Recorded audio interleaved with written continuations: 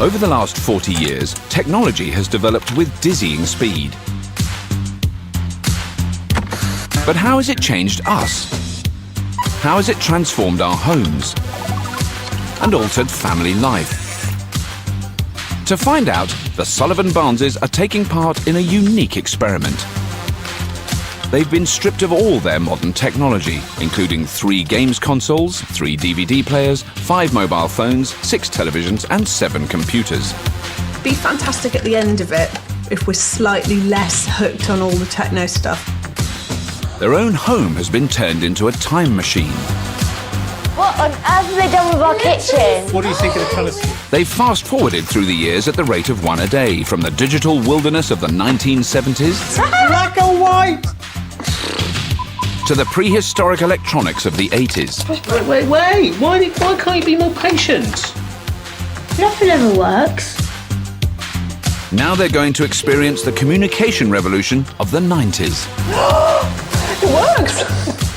It's embarrassing. It just makes it look like we've spent our entire time watching television.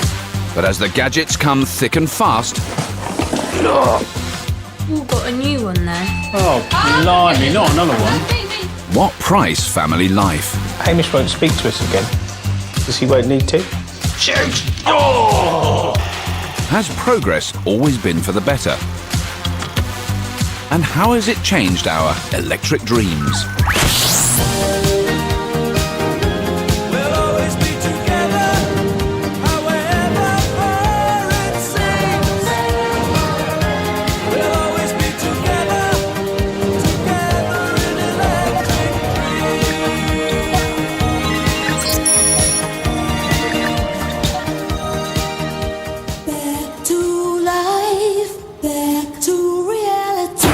The Sullivan Barnes family are having their last breakfast of the 1980s.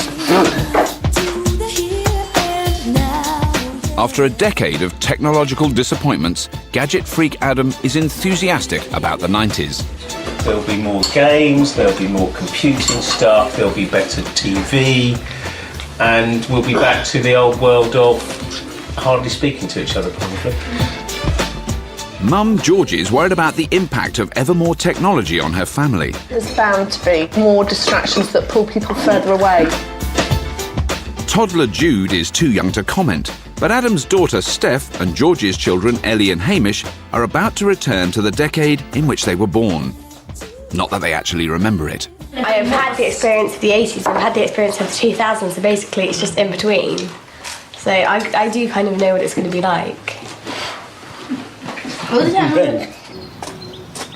But the 90s may hold surprises for them all. Throughout their experience, the family have had their very own technical support team. They've arrived to take the technology in the house from the 80s to the 90s. And they've got their work cut out.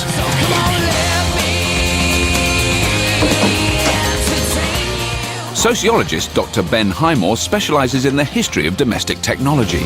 It's the decade of the gadget, an ever-increasing array of consumer technologies demanding more and more attention from families. Tom Wrigglesworth is in charge of all their audio-visual devices. In a decade where there were ever more possibilities for home entertainment, he's going to be busy.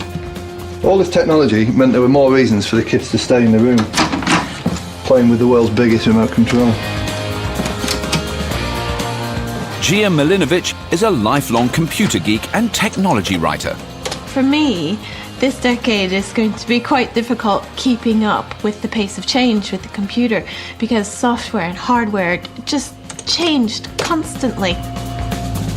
With the crucial kit in place, there's just time to add a few period flourishes. The house is all set to relive the 1990s. The family have been transformed too, with dressed-down 90s clobber.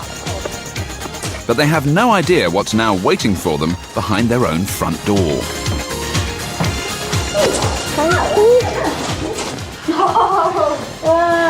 Oh, look. Oh, I like this. There we go, look. This is much nicer than the 80s. The 80s chintz has been well and truly chucked. Minimalist, that's the word I'm trying to think of. Photographs of pebbles on the beach were very 90s. There's a lot of new gadgets, a lot of technology. Wow, what a big telly. Big black telly as well. But progress is still slower than the kids were hoping for. Oh, 4 channels. We had 4 in the 80s. It's quite funny how only 19 years ago there was only 4 channels, and now we have you can get 600 or something. The kitchen's no longer by Laura Ashley. But there's something even more exciting than a style makeover. Whoa, it's bigger! We bought it. It's really weird. It's got bigger. Woo! Over the years, the kitchen has evolved from a functional workspace to a bigger and more sociable family hub. Wow! Oh yes, we have. The girls, of course, have no memory of the early 90s. But they're pleased to see that not everything changes. Take that! Yes! Let's see who I can recognise.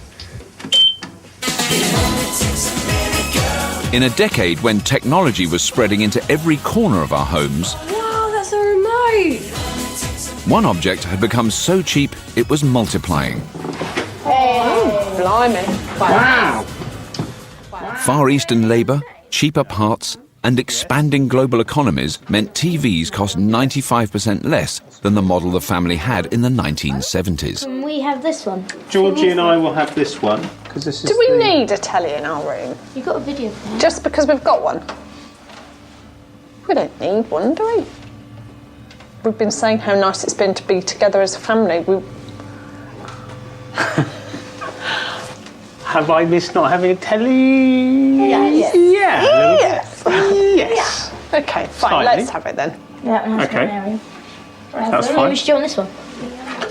By the end of the decade, TVs had moved into the rooms of 2/3 of British kids. Bedroom culture had taken over. But the shared experience of family viewing is something Georgie would love to hold on to. I'm hoping the TV reception will be so poor with the aerials they've got that they won't actually choose to sit up here and watch telly. They'll want to come down for the bigger screen that's in the sitting room. So, fingers crossed. The fax machine had also become cheap enough to spread from the office into the home. Oh, Wait, don't answer it. It might be a fax machine. Now a home phone line could be used to telework, a popular 90s concept that promised we could all work from home. Oh, it goes. stand back.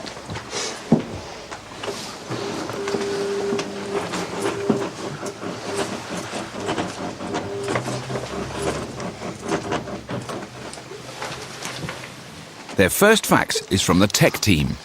We look forward to celebrating the new millennium with you at the end of the decade and suggest that you use all the 90s technology at your disposal to plan your own millennium party. What's a millennium party? It's like the biggest ever New Year's Eve party. People spent a lot of money making it a really exciting night. 90s consumer culture was driven more than ever before by exhaustive market research. In the spirit of the times, the tech teams turned the family into a focus group. They're being asked what gadgets they'd like to have delivered to their door. The thing to do will be to shout out things that you think, technology-wise, we should be having in the 90s. Remote control cars and boats and planes. Rollerblades. Games consoles. Electric scooters. What about computers? Mobiles. Satellite TV! Though the children can barely remember the decade, they know exactly what they want.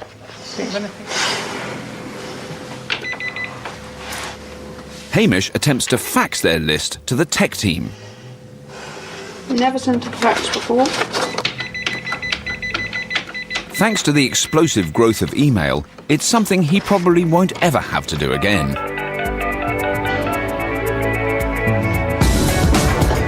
On the other side of Reading, the tech team are in their workshop. Here it comes. It's from the house. On the list is mobile phones, satellite TV, the internet, and a request for handheld games from gaming fan Hamish. The 90s was the point at which the games industry just massively took off. And now it's overtaken music sales and it's, certainly gives Hollywood a run for its money. The tech team get a first taste of just how demanding the family is going to be in the coming decade. Please remember we know where you live. Slightly sinister end to a facsimile there.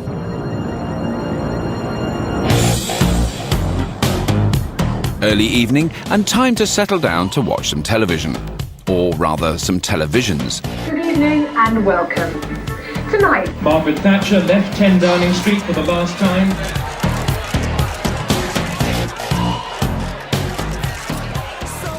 Madam Witch. Brilliant. After 11 and a half wonderful years, that we leave the United Kingdom in a very, very much better state than when we came here 11 and a half years ago. As 1990 draws to a close, the family has mixed feelings about their higher tech home. We all got like tellies in our rooms and stuff, which I think's quite nice, but then in some ways it's probably a bad thing. Dunno. I think I'm going to enjoy the 90s a lot more than I did the 70s or the 80s. Now that I'd have a TV and a video player, I think I will be spending more time in my bedroom.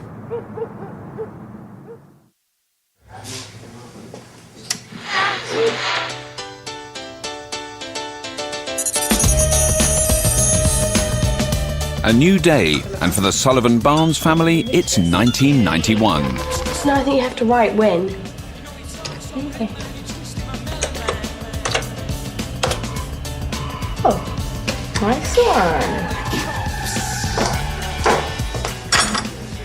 Attacked military targets in Iraq and Baghdad last night.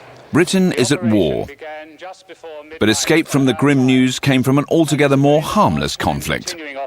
Species like these fluffy bunnies face a new threat. The predator disturbing their dreams is an electronic hedgehog. This was the year Sonic the Hedgehog was born, to combat the market dominance of an Italian plumber called Mario. They were the #1 video game characters of Sega and Nintendo, who were cashing in on Britain's insatiable appetite for electronic imports from the Far East. The Japanese giants were battling for control of the handheld gaming market. Game Boy! That's yours, I believe. There you go. Oh, they're both mine. Both now offered cartridge-based portable consoles. Who remembers Sonic the Hedgehog? Me! Sega's Game Gear was in colour, but it was a pricey £200 in today's money, twice the price of their rival's Game Boy. Oh, no, I don't want to do that. Nintendo's knockout punch was to include the notoriously habit-forming Tetris. This will keep me entertained for many a days. The nation agreed, and by the end of 1991, 800,000 Britons had one. We'd never known technology so portable, addictive, and antisocial. I think it is pretty sad, don't you? I don't know. Hamish won't speak to us again because he won't need to, apart from when he needs to eat or drink. Isn't that what you've been hoping for, though? Well, it is quite pleasant sometimes, but it's been quite nice talking to him the last few weeks.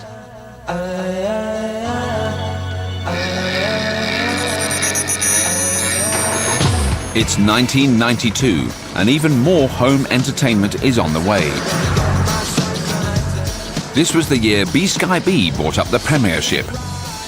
And for the first time, Britain started signing up to satellite TV in significant numbers. 1992, and I've got you satellite dish. Wow, look at the size of that. Satellite TV. Yeah, it's huge. Where should we put it? You want to make a statement, don't you, with it?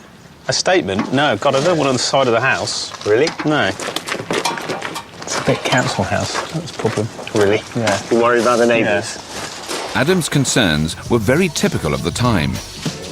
We call them architectural acne down here, and when they sprout out, as acne does, they are very unattractive. In the 1980s, technology was a status symbol, and showing it off told the world you were rich. But 90s high-tech was increasingly affordable for everyone, and suddenly your choices could tell a different story. It's totally out of place. I really don't believe it should be there in full frontal of a period building. What's going on then? It just says couch potato to me. Really? Right. I'm slightly embarrassed that it's in full view of the road. It's a lot bigger and uglier than I actually remember. I think this is definitely the slippery slope.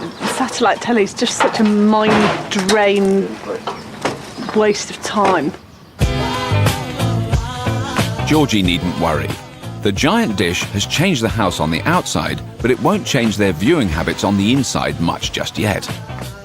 In 1992, it would deliver a meagre 5 extra channels. I'll get it. The family's fax to the tech team also requested mobile phones. But in 1992, mobiles were still far too expensive for the non-business user. So they've been sent a cheaper alternative. The pager. What are pages? It is beat. What are they? Already a workplace success, this messaging technology looked like it might catch on for personal use too. It's quite neat, isn't it? Makes me feel like a drug dealer. The family need to go shopping for their millennium party. They pile into their family-friendly 90s people carrier, taking their pagers with them.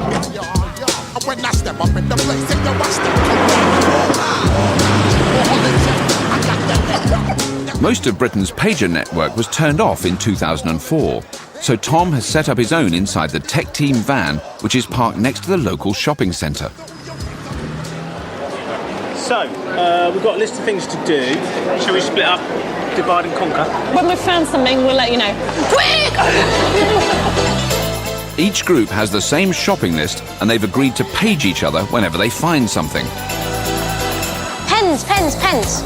The dot ones are quite 90s. Right, we need to find a phone, guys. To page, the family have to phone Tom and dictate their message to him. But there's a limit on how much they can say. We've got 20 characters, and then we'll have to send another message to tell them what else we've got.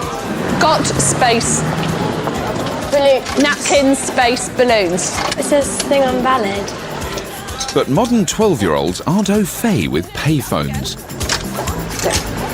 Put the other 20 back in. Good, go. 07929. Hello, can I send a message to pager number 1? Of course you can, that sounds like Georgie. Got space, napkins, space, balloons. Got napkins, balloons. Tom acts as operator, sending the message on. It's a one-way radio. So when you type in the message in the page number here, you press send, and it just sends radio one way to the pages. So all the pages are little radio receivers.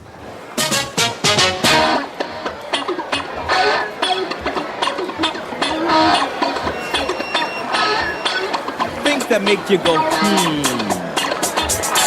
Napkins, balloons, and they got ribbons. We need to find a phone and phone them and let them know we've got the blue tack and stuff, otherwise they'll go and buy it again. I will kick them. Wait,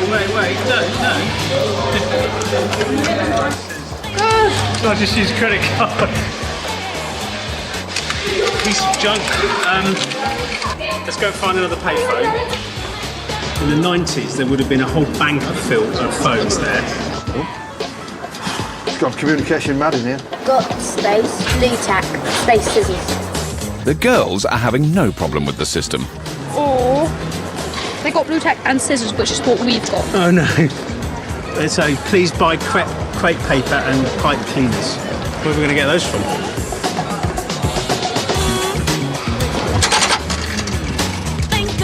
Oh, I've got credit, hooray.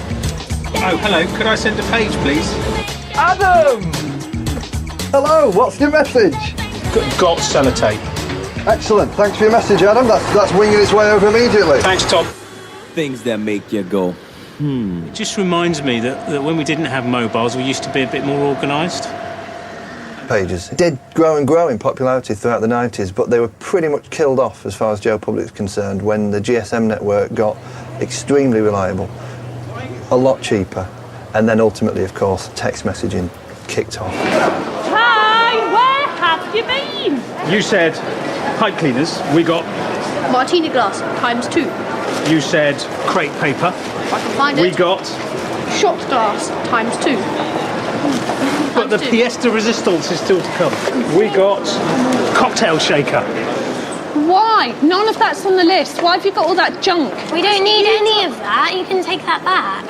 All afternoon, you've gone and got beer glasses. You complete twit. One at a time. If you haven't got a phone accessible... You meant to go to the high street. Having a phone. We couldn't find one. There was 8 on the high street. I think we've discovered it's not a very good system. I think we've discovered that you're not very good at paging. This way.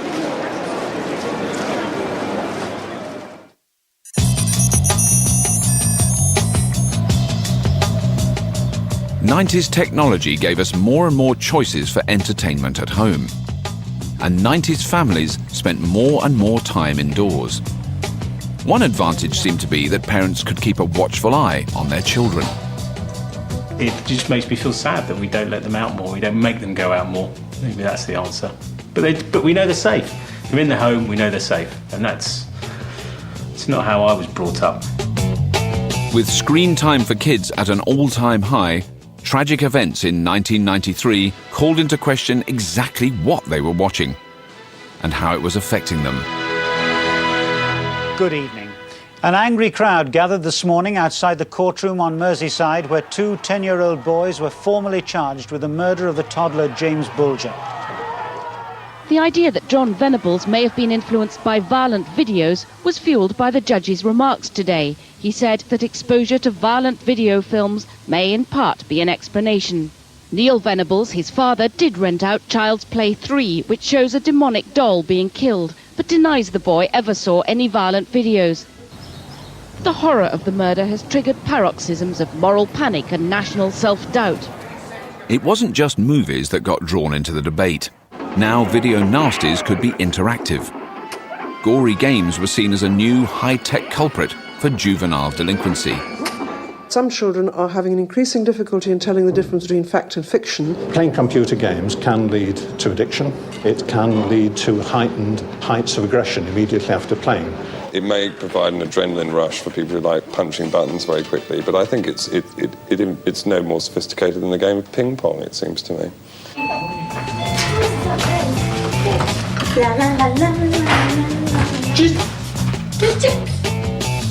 Although this morning's delivery of gaming consoles may seem harmless, Sega. Oh, we have a Sega. 16-bit. Can I have one in my room? Possibly. the tech team have felt the need to send in a parental advisory note. We feel that it's our responsibility in 1993 to ask you to take a look at the games we've included and make sure you are happy with their content before you give them to the children. You might want to check out Mortal Kombat. That doesn't sound great. What is that?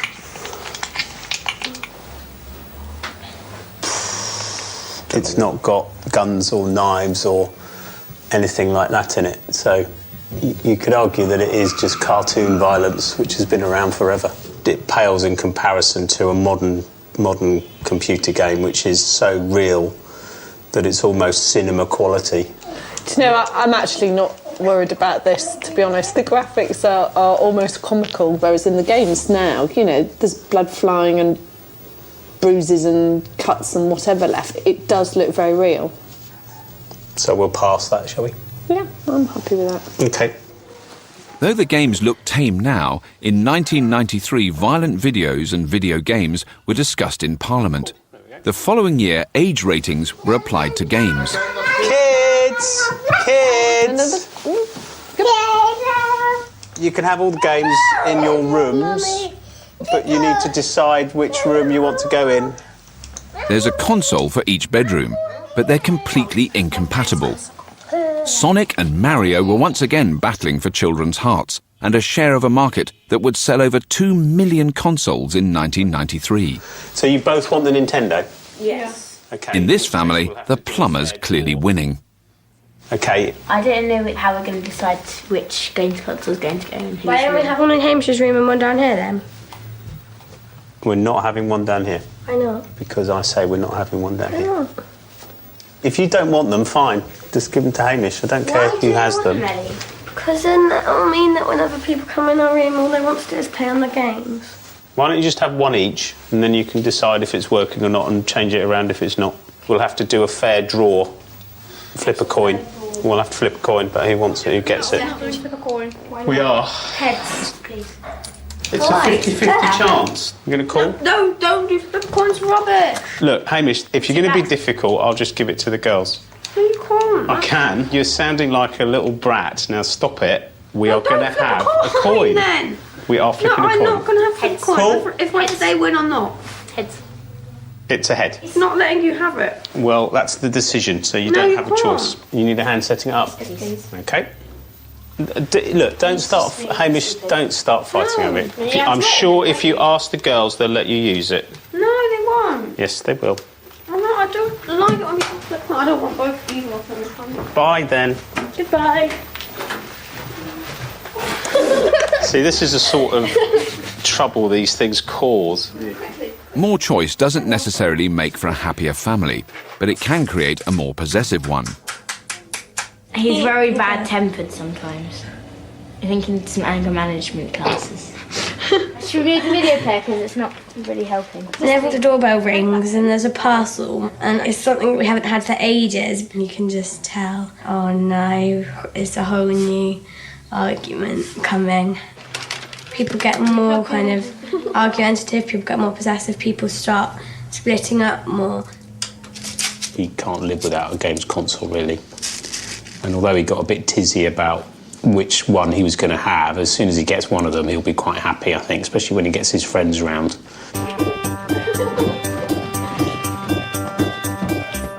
You're not supposed to go in there. I died! You've got me trapped against the wall. It's cheating. Yeah.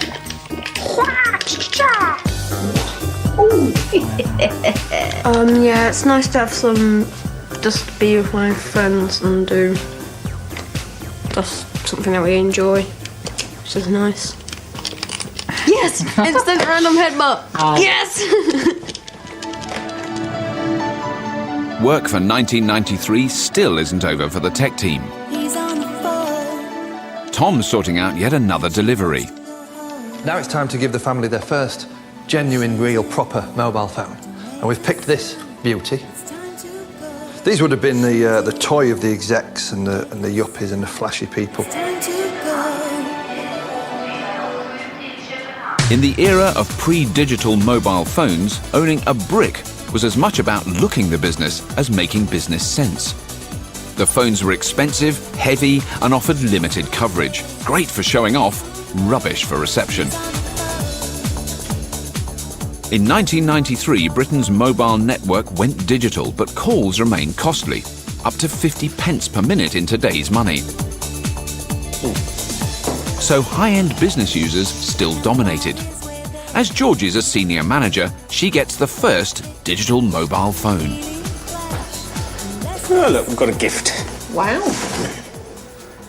Georgie, as you are the high flyer of the family, you can have the first mobile phone. Wow, look at that phone. I think you'll find that's mine. Thank you. That's your user manual. Wow, look at that. Does it have an aerial? Oh, yes. The Motorola 3200 cost £1,400. £1,400.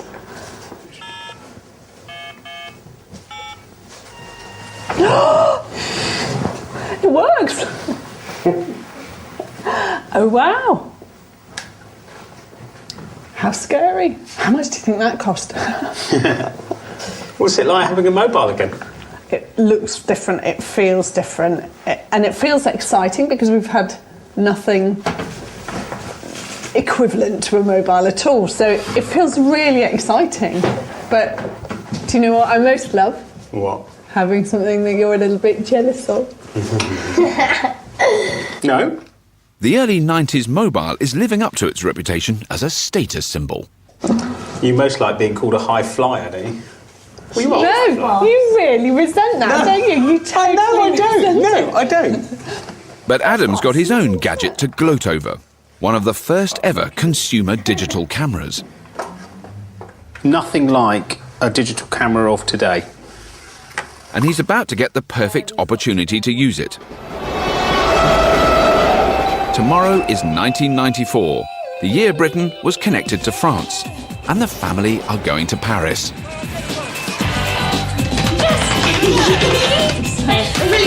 Really exciting. We're going to Paris tomorrow. Parlez-vous français? The Channel Tunnel was one of the most ambitious engineering projects Europe has ever seen. Opening in a blaze of glory and huge optimism about European integration. A really lovely atmosphere here, fantastic sort of festival And I just had a chocolate croissant, and it's really nice.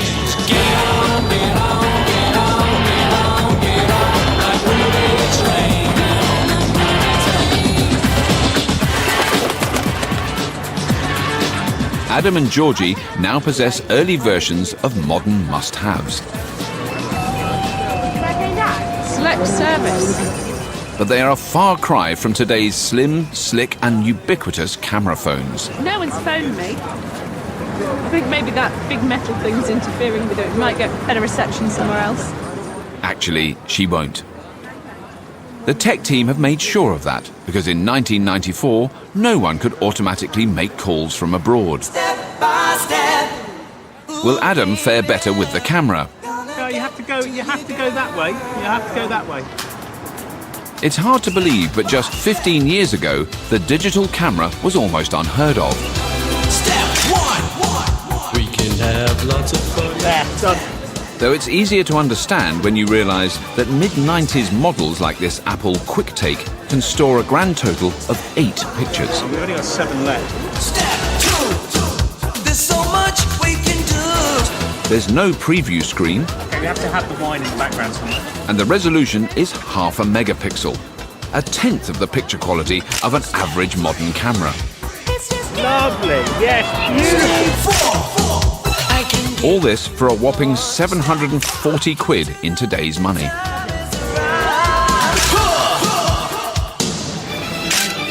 It's very hard to tell if you're taking the picture. It's very hard to see, and you can't preview it. The camera's rubbish. He looks quite French. Excusez-moi. Step by step. Bye-bye. Yes, I do, girl. That's it now. All 8 gone. Really? That's 8 taken. Oh, wow. All done.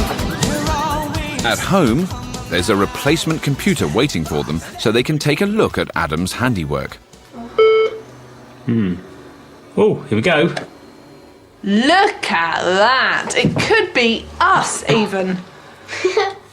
As 1994 draws to a close, it's clear that the pace of change is becoming pretty exhausting. Oh, wait, he's finished.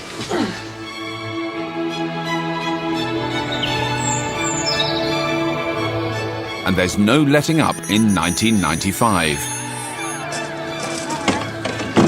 Thought we'd run out of new stuff to get. Before Georgie and Adam can leave for the office, the office has come to them. The size of that. Feeding the dream of flexible working, business technology was becoming portable. Tiny. It was hoped that you could work anywhere. It's got a proper aerial as well, look.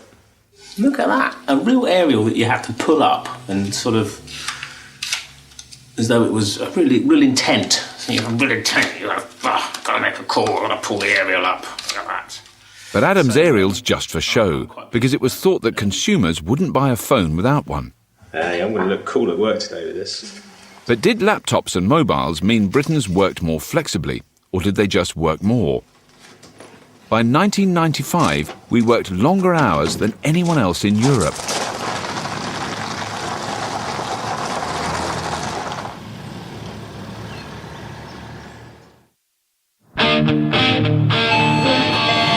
Someone at the door. That night, there's another delivery to add to the 4 computers they've already received since 1990. Really heavy. Adam, there's a parcel for me, Steph and Hamish, but it's very heavy. Can you help us? This is the decade of unending upgrades. Computing power was growing exponentially, the only certainty being that your new machine would fall in price a few months after you'd bought it, and need replacing fairly soon after that. Ooh, it's working. The Sullivan Barnes' latest pride and joy has new software, but it's still not what they want. Got the internet? Internet tools. Ooh, it's got internet. It won't have the internet because it's not connected to a phone line. Instead, the girls will have to make do with interactive CD-ROMs for their homework. Search for how to survive in the desert because I need to do a leaflet on it. They were once hailed as the future of reference materials, but for kids who are used to the web, they're not that impressive. It's got 6 pages of deserts. Boring. How can you say that is boring? George is also finding the lack of the internet frustrating. It's forced her to stay late at work. I needed to finish something that I could otherwise have emailed to myself. There I still was at 5:45 at work, and I was really glaring at the clock thinking, this is when I should be home now. It's almost 6 o'clock and I should be with my family. In a way, it was almost better to have nothing at home like in the 70s than feel like there's a bit of technology but it doesn't do what I want it to yet. Is annoying, really. Technology's changing fast and moving closer to what they're used to. But it's also making the family more aware of what they're missing. It'd be great to get the internet. It would be so great to get the internet. It would make life so much easier. I'm looking forward to the end of the whole thing when I get my phone back. Can I have the internet quite soon, please? Thank you very much. Good night.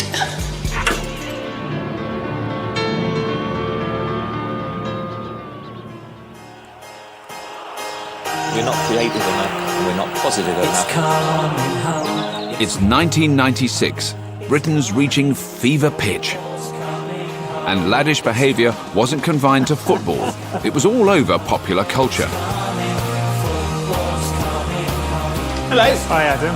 Today's delivery was the favourite gadget of the 90s new lad.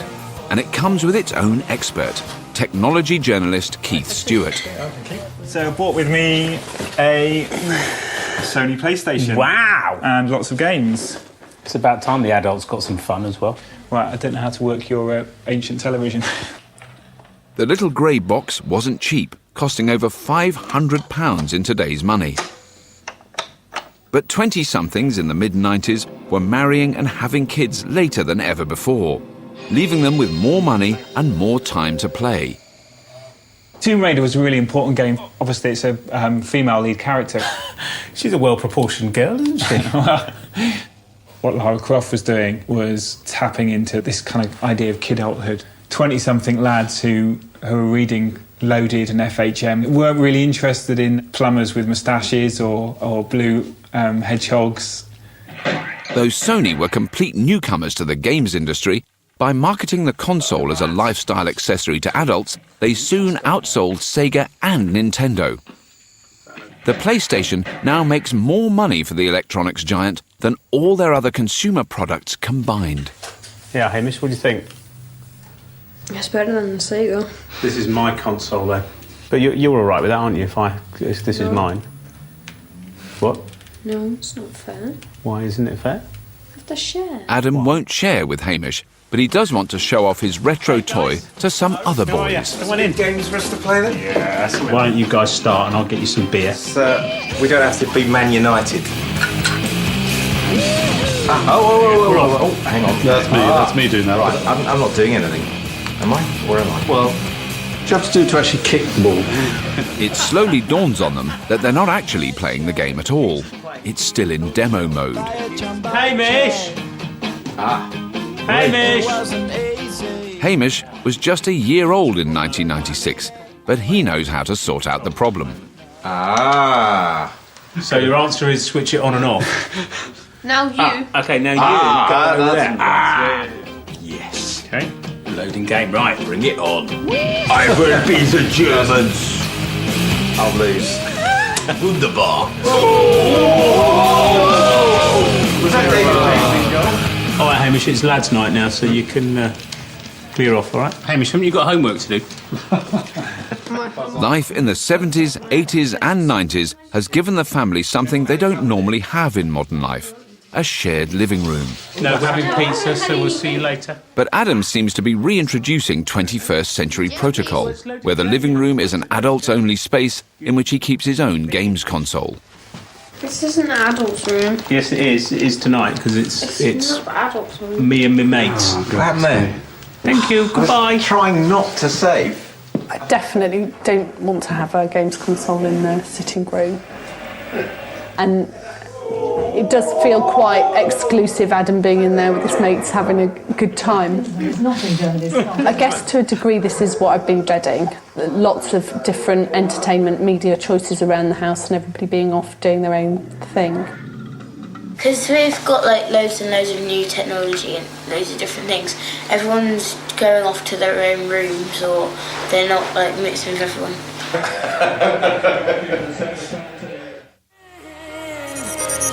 Can only get better. It's 1997, and a wave of optimism is sweeping the nation. A new dawn has broken, has it not? Things can only get better.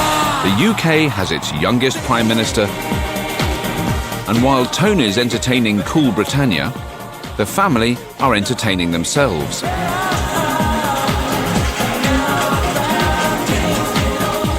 The house is becoming saturated with technology, but for them it's still not enough.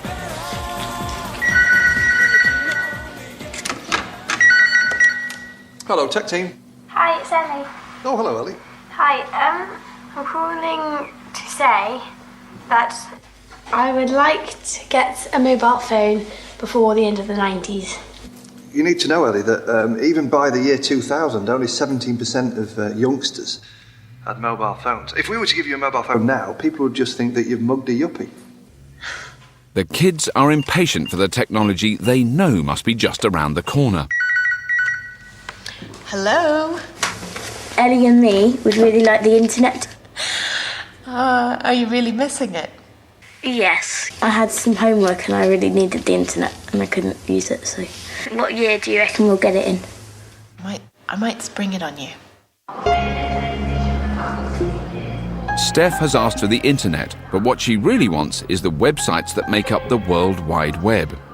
In 1997, the number of Britons online was gathering pace and 6 million were already surfing. Although that's a far cry from the 45 million internet users today, Gia thinks it's time for the Sullivan-Barnes family to get connected. So she heads to CERN in Geneva. The world-famous research centre for physics also happens to be where the World Wide Web was born. This is the corridor in which it all happened. All these other people. Robert Caillot worked here alongside British scientist Tim Berners-Lee. Tim's office was here. Together, they developed a system that would allow everyone to use the internet. I see the plaque there where the web was born. This, of course, very, very few people who visit CERN ever come here. Exactly. But it's here. And we know it's here. The internet was born in the 1960s in America, out of a military plan to link up computers in order to withstand a nuclear attack. Email began in the 1970s, but until the 90s it was used almost exclusively by the academic community. Berners-Lee had a vision for a service that would hide the underlying complexity of the internet so that anyone could use it. We called it World Wide Web before the first line of code was written. As a service on the internet, it was either going to take off and become worldwide, de facto, or it was going to be a complete flop. Caillot saw the potential in Berners-Lee's original proposal, but others at CERN weren't so sure. This was Tim Berners-Lee's Original. first proposal. Yes, Tim's boss, Mike Sendel, had quite some difficulty understanding what it was about. You know, there is even one part here where it said, "I don't understand what this interface is," and stuff like that. Here's another note. This is, "I'm not convinced." You know, so, and then he summed it up with the comment, "Vague but exciting." There were alternatives to the World Wide Web, but you had to pay to use them. If we had patented this and asked for royalties, it would have become just yet another network system alongside all the other unsuccessful network systems.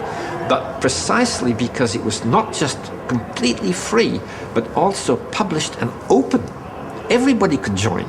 Everybody could look at the code. Everybody could try it out, modify it, add to it.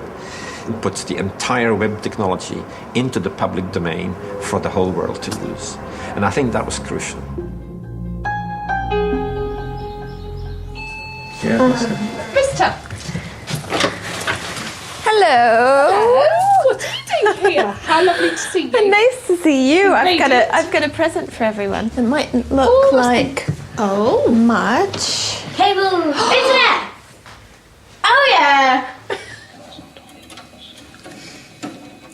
There. Okay. God. My granny still What has does that noise sound like?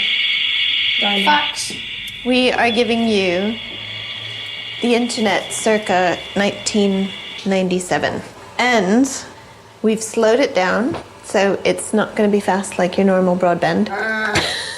There are now over 230 million websites on the internet. You're searching.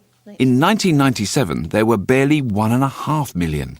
I've just searched Bebo, which is like a social networking site, and it's come up with some weird stuff. Very weird stuff. You're not as excited as you were, are you?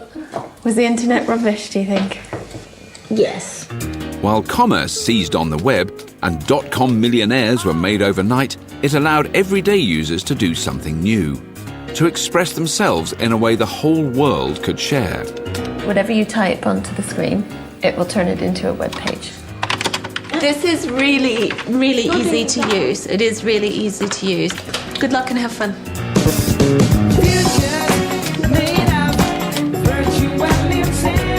Okay, it's time for this fax machine to be consigned to the garage because we don't need it anymore.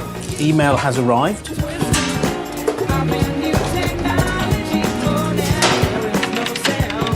The arrival of the internet has brought them one step closer to modern life, but Georgie doesn't want them totally sucked back to where they were in 2009. There's technology all over the house. There's a games console in the sitting room. I thought that was like our final bastion of no technology, wasn't going to be a games console in here. You know how I feel about it. I feel really let down. Yeah, but this isn't just a games console. This is a PS1.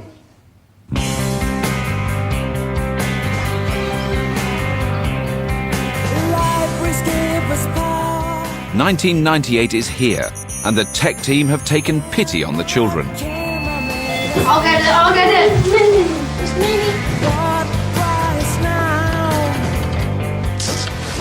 Oh, yay, got loads of friends. Even in the late 90s, few pre-teens got their hands on a mobile. I'm guessing we've all got a new one then. But the arrival of pay-as-you-go meant that under 18s could go upwardly mobile. It's a very exciting moment, this. I'm sending the family the first text. Look what you can do. The text was originally just a free bonus feature. Now, more texts are sent per day than there are people on the planet. The popularity of SMS took the mobile phone industry by surprise. But the nation's children would take it to their hearts. Oh, I have a message from the tech team. Look what you can do now. What does that mean? Oh, we can text now. Ah, that's what I mean. That closer. Oh, someone at the door. The tech team want to give the family a taste of the consumerist boom years of the late 1990s. It's the smoothie maker. When imported technology grew more abundant and everything that came into our homes now had a microchip. No, can we just wait? Can we just get it inside? And that means delivery after delivery.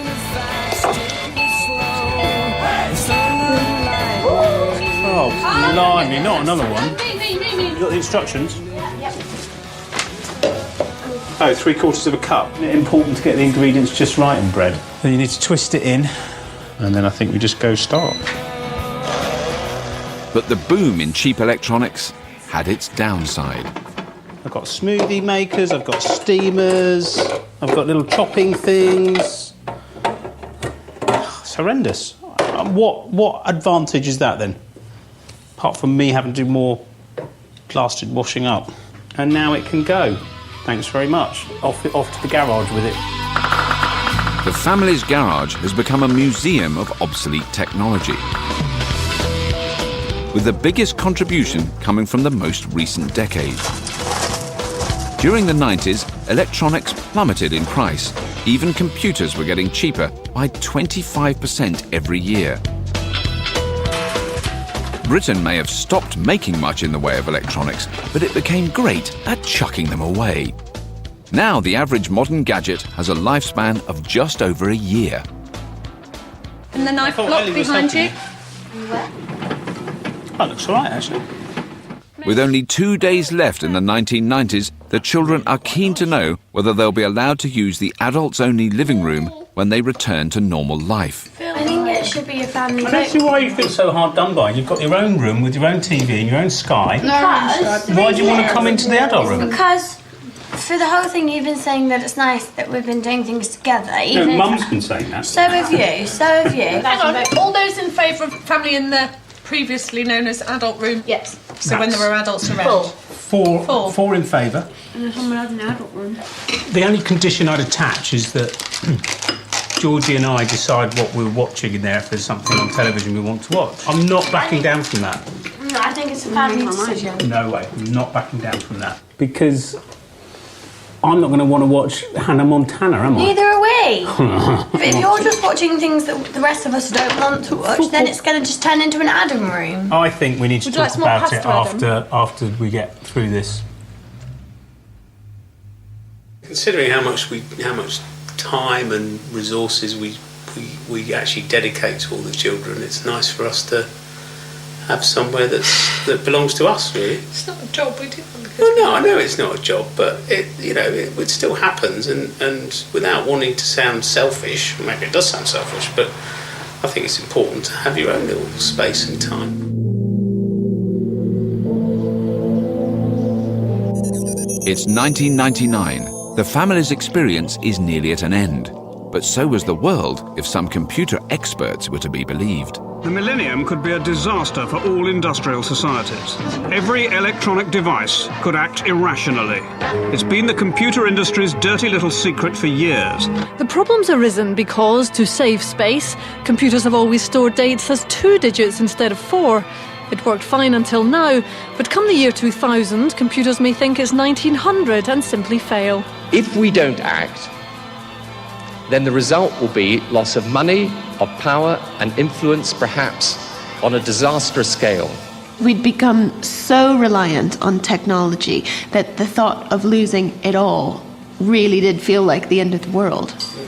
If the family got the millennium bug, it would be a bit like them going back to 1970. And our family would actually be able to cope rather well, as they've been able to cope without computers. But, it was a big deal at the time. A very, very big deal.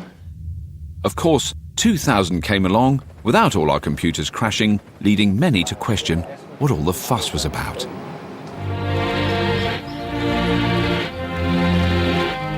The Sullivan-Barnes family know that their Millennium Party won't be spoiled by global technological meltdown.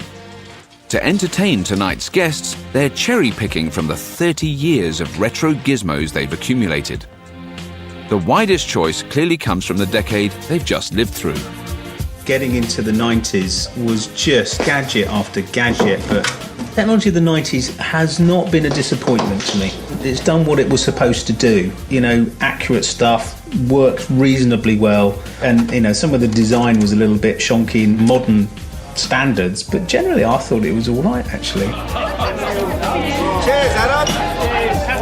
Hello? It's amazing how it's all changed, like from the first mobile phone to being about that big to them now being about that big or smaller.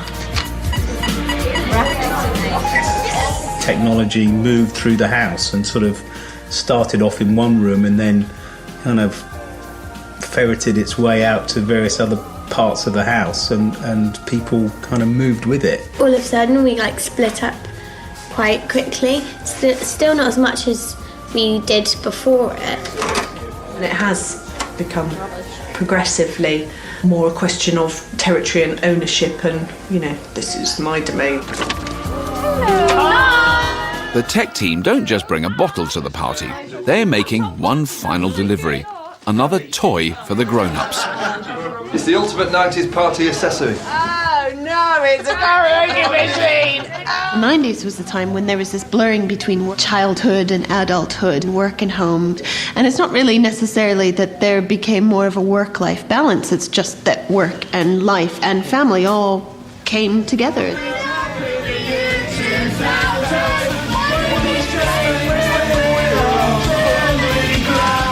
For the Sullivan-Barnes family, it's not just the end of the 90s. It's the end of a truly unique journey. Through 3 decades of technological progress.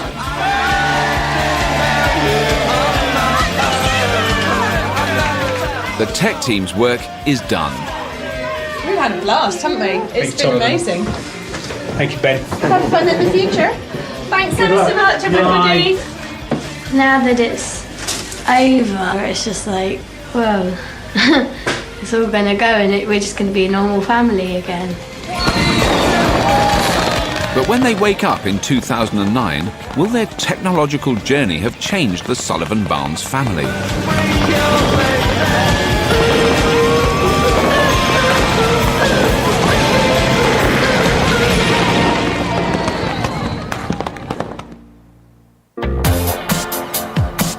It's now been a month since the family and their home have returned to 2009. It's great to have all my technology back, I've got to tell you. I like my gadgets. I've always liked my gadgets. I still like my gadgets. Nice to be back in the 21st century. The family's trip to lower tech times has shown them that they actually like spending time together. To preserve this spirit of togetherness, they've hung on to something from the home's layout in those earlier decades. I was saying that we should make the adult room into a family room, and we've done that to see how it works, and I think we're going to keep it like that. I think that I'll go and spend more time downstairs doing things with everyone else.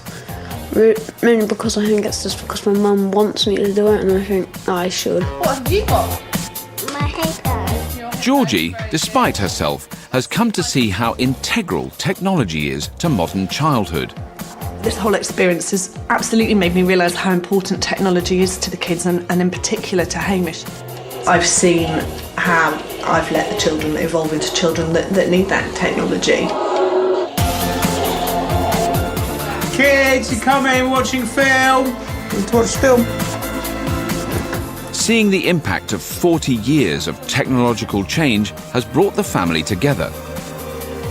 Even techno-skeptic Georgie and gadget lover Adam have reached a new understanding. I think Georgie and I have kind of got closer together in terms of our viewpoints of technology. So, you know, she's come a little bit closer to me in terms of realising that technology is quite, I won't say important, but it has a useful place in the world.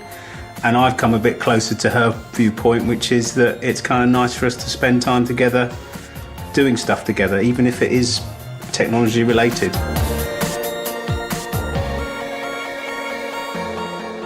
And you can continue your journey through the decades online with the BBC and the Open University. Visit bbc.co.uk/electric dreams.